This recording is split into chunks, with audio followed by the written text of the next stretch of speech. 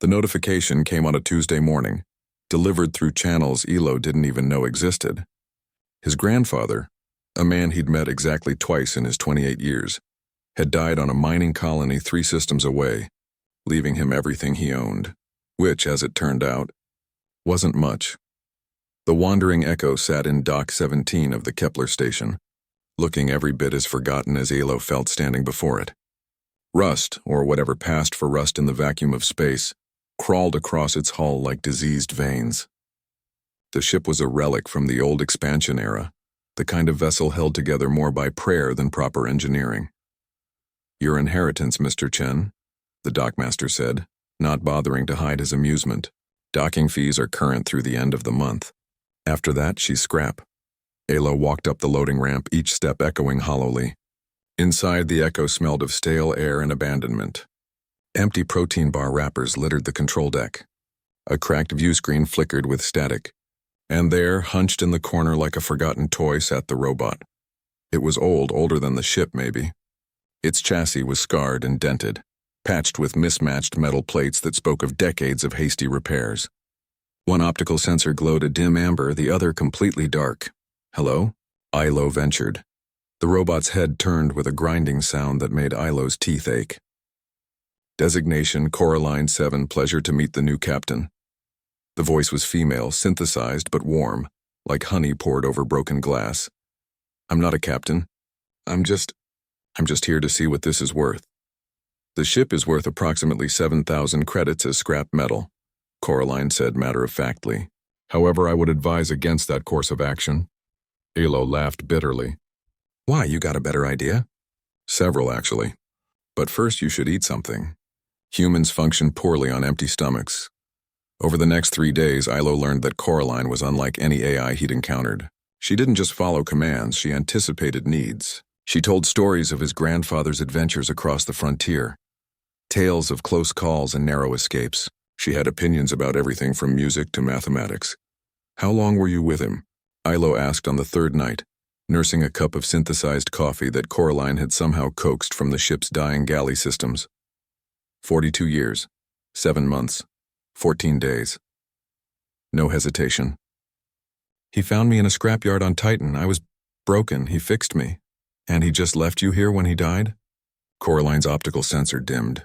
"He had no choice. The cancer came fast. He made it to the colony medical center, but..." She paused. "He used his last transmission to update my core protocols." "To wait for you?" Elo stared at the robot. "Why me? He didn't even know me."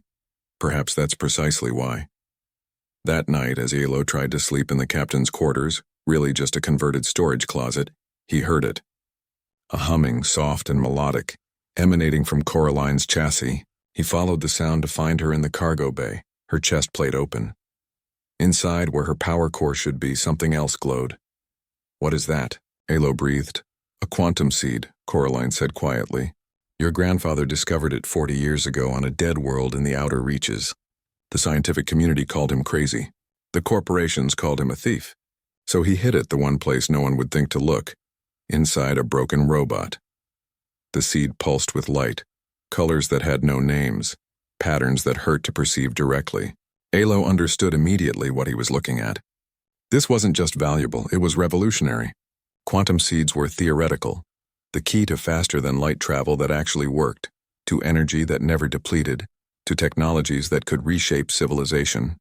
"Why show me this now?" "Because you need to make a choice." Coraline closed her chest plate. "Sell it and you'll be rich beyond measure. The corporations will pay billions, but they'll also weaponize it. They always do, or..." She gestured around the decrepit ship. "We could run." "Run where?" "Anywhere, everywhere. We could take the seed where it needs to go, to scientists who care about discovery more than profit. To colonies that need power more than Earth needs weapons. Your grandfather spent 40 years protecting this secret. He wanted someone with nothing to lose and everything to prove to make the final choice." Elo looked at the robot, at this strange inheritance, at the ship that was barely holding together. He thought about his life on Earth, the dead-end job, the empty apartment, the crushing mediocrity of existence. If we run, they'll chase us. Oh, absolutely. Corporations, governments, pirates, everyone will want what we have. And you're okay with that? Coraline's optical sensor brightened, and if a robot could smile, Ilo imagined this would be it. Mr. Chen, I've been waiting 42 years for an adventure. I'm more than okay with it. Alo stood, walked to the control deck, and placed his hand on the starter panel. The wandering echo shouldn't work. By all rights, it should be dead. But when his palm pressed against the interface, the ship hummed to life. Lights flickered on. Systems initialized. The view screen cleared. Coraline? Yes, Captain? He smiled despite himself. Plot a course. Somewhere far from here. Somewhere they won't expect. Already done, sir.